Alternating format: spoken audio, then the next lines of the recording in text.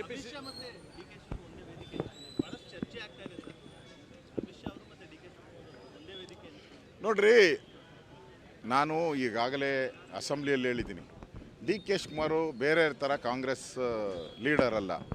ಅವ್ರದ್ದು ಜಾಯಮಾನನೇ ಒದ್ದು ಕಿತ್ಕೊಳೋ ಜಾಯಮಾನ ಅವ್ರದ್ದು ಯಾವಾಗೂ.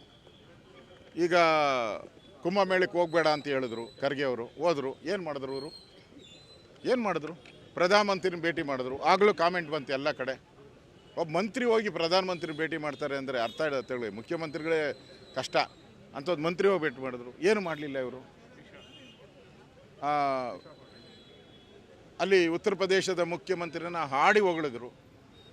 ಈ ಥರದ ಅರೇಂಜ್ಮೆಂಟನ್ನು ನಾನು ನೋಡೋಕ್ಕೆ ಸಾಧ್ಯ ಇಲ್ಲ, ಒಳ್ಳೆ ಅರೇಂಜ್ಮೆಂಟ್ ಮಾಡಿದ್ದಾರೆ ಅಂತ. ಅಲ್ಲಿ ಉಳಿದವರೆಲ್ಲ ಕಾಂಗ್ರೆಸ್ ಅವರು ಟೀಕೆ ಮಾಡಿದರು. ನೀರು ಸರಿ ಇಲ್ಲ, ನೀರು ಸರಿ ಇರಲಿಲ್ಲ, ಟೆಂಟ್ ಸರಿ ಇರಲಿಲ್ಲ, ಅಲ್ಲಿ ಫೈರ್ ಇಂಜನ್ ಸರಿ ಇರಲಿಲ್ಲ, ಕುಡಿಯೋ ನೀರು, ಇವೆಲ್ಲ ಕಾಮೆಂಟ್ಗಳಾಗ್ತವೆ. ಆದರೆ ಡಿ.ಕೆ. ಶಿವಕುಮಾರ್ ಎಲ್ಲವೂ ಸರಿ ಇದೆ, ನಾನು ಮಾರ್ಕ್ಸ್ ಕೊಡೋದಾದರೆ ಇದಕ್ಕೆ ಫಸ್ಟ್ ಕ್ಲಾಸ್ ಮಾರ್ಕ್ಸನ್ನು ಕೊಡ್ತೀನಿ ಅಂತ ಹೇಳಿದ್ರು. ಏನು ಮಾಡಿಲ್ಲ. ಈಗ ಈಶಾ ಫೌಂಡೇಶನ್ಗೆ ಹೋಗಿದ್ದಾರೆ, ಪಕ್ಕದಲ್ಲೇ ಕೂತಿದ್ದಾರೆ. All India general secretary comment ಮಾಡಿದ್ದಾರೆ ಕಾಂಗ್ರೆಸ್ ಅವರು. ಕಾಮೆಂಟ್ ಮಾಡಿದ್ರೆ ಏನು ಉಪಯೋಗ ಆಗಲ್ರಿ. ದಮ್ ಇದ್ದರೆ ನಿಮಗೆ ಕಾಂಗ್ರೆಸ್ ಅವ್ರಿಗೆ ಸಸ್ಪೆಂಡ್ ಮಾಡಿ. ಹಂಗಾರೆ ಡಿ.ಕೆ.ನ ಸಸ್ಪೆಂಡ್ ಮಾಡ್ತೀರಾ? ಮಾಡಿ ಮಾಡಿ, ನಾವ್ಯಾಕೆ?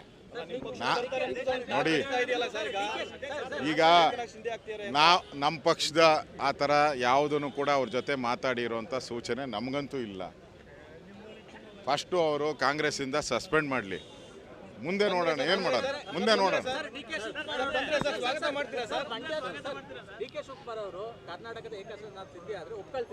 ಗ್ಯಾರಂಟಿ ಅವ್ರು ಶಿಂದೆನೆ. ಯಾಕೆ ನೀ ಆದರೆ ಅಂತ ಹೇಳ್ತೀಯ?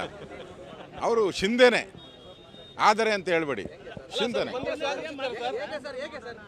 ನೋಡೋಣ ರಾಜಕೀಯ ಏನೇನು ನಡೀತೋ. ಫಸ್ಟು ಕಾಂಗ್ರೆಸ್ ಅವರು ಈ ರಿಯಾಕ್ಷನ್ ಏನು ಮಾಡ್ತಾರೋ ನೋಡೋಣ. ಅದ್ರ ಮೇಲೆ ನಮ್ಮ ಕೇಂದ್ರದ ನಾಯಕರಿದ್ದಾರೆ, ಕೇಂದ್ರದ ನಾಯಕರು ತೀರ್ಮಾನ ತಗೊಂತಾರೆ. ನಾವು ರಾಜ್ಯ ಮಟ್ಟದಲ್ಲಿ ಯಾವುದೇ ತೀರ್ಮಾನವನ್ನು ತೆಗೆದುಕೊಳ್ಳಲ್ಲ.